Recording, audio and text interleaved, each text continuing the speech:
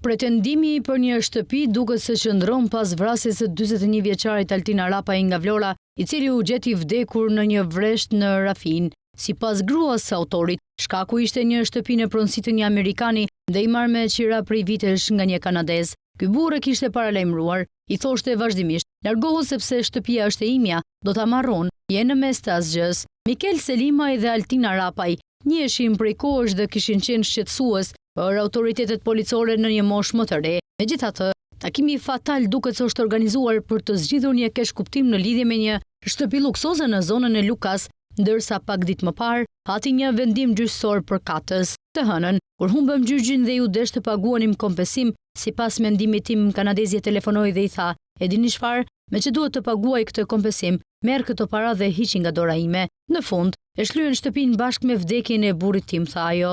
Ishte një akt që për fat të keq u krye në një shpërthim pasioni mendor, ajo që rezulton për klientin tim, dhe ne do të kërkojmë teste përkatëse, është se ai kishte konsumuar sasi të mëdha droge, veçanërisht kokainë, tha avokati Mikel Selimaj.